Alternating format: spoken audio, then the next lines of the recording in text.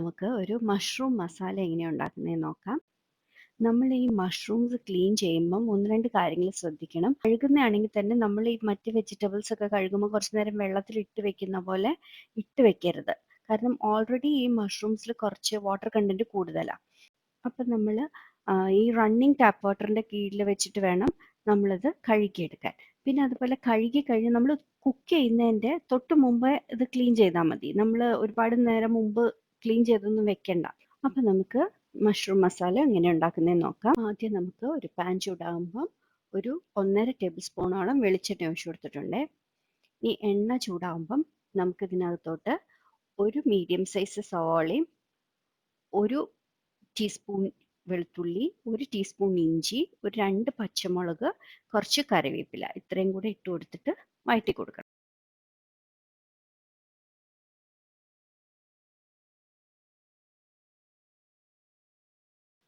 ഇതിൻ്റെ കൂട്ടത്തിൽ ഞാൻ കുറച്ച് ഉപ്പും കൂടെ ഇട്ട് കൊടുത്തിട്ടുണ്ട്. ഇതിൻ്റെ കൂട്ടത്തിൽ ഞാൻ കുറച്ച് തേങ്ങാക്കൊത്തും കൂടെ ഇട്ട് കൊടുക്കുന്നുണ്ട്.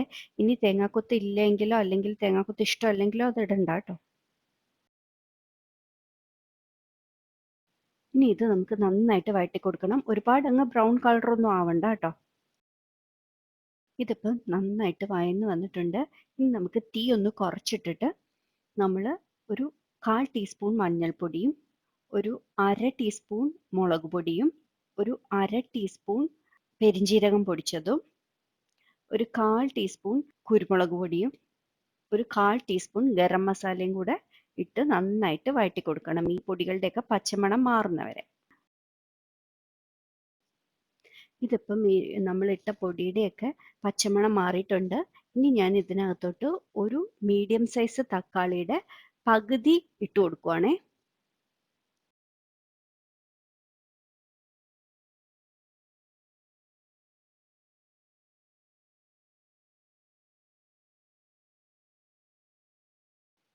ഇനി ഞാൻ ഇതിനകത്തോട്ട് ഒരു 300 ഗ്രാം മഷ്റൂമാണ് ഇട്ട് കൊടുക്കുന്നത്. ഇത് ഞാൻ കുറച്ച് വലിയ കഷ്ണങ്ങളായിട്ട് മുറിച്ചതാണ് കേട്ടോ.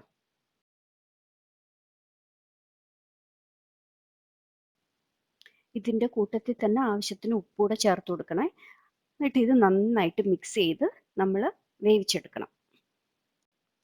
ഇതിൽ നമ്മൾ വെള്ളം ഒഴിക്കേണ്ട ആവശ്യമില്ല, കാരണം മഷ്റൂമിൽ ഒരുപാട് വെള്ളമുണ്ട്. അപ്പം നമ്മൾ ഒന്ന് അടച്ചു വെച്ച് കഴിഞ്ഞാൽ അതിലെ വെള്ളം എല്ലാം ഇറങ്ങി വരും. അപ്പം പിന്നെ ആ വെള്ളത്തിൽ കിടന്ന് ഈ മഷ്റൂം വെന്തോളും. അപ്പം ഇത് നമുക്കൊരു 2 മിനിറ്റ് അടച്ചു വെച്ച് വേവിക്കാം.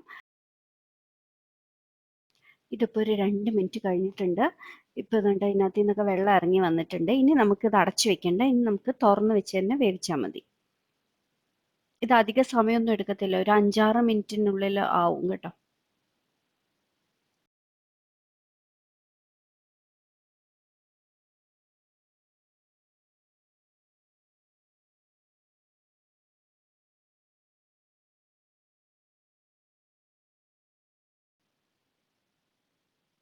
ഇത് കണ്ടോ, ഇതിപ്പം ഏകദേശം വെന്തിട്ടൊക്കെ ഉണ്ട്.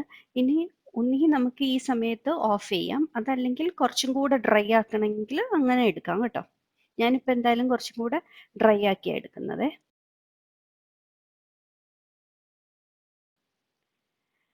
ഇതിപ്പോൾ ആയിട്ടുണ്ട്.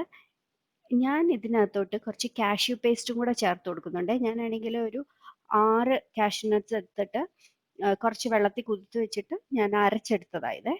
അതുകൂടെ ചേർത്ത് കൊടുത്തിട്ട് ഒന്ന് ഇളക്കി ഓഫ് ചെയ്യും.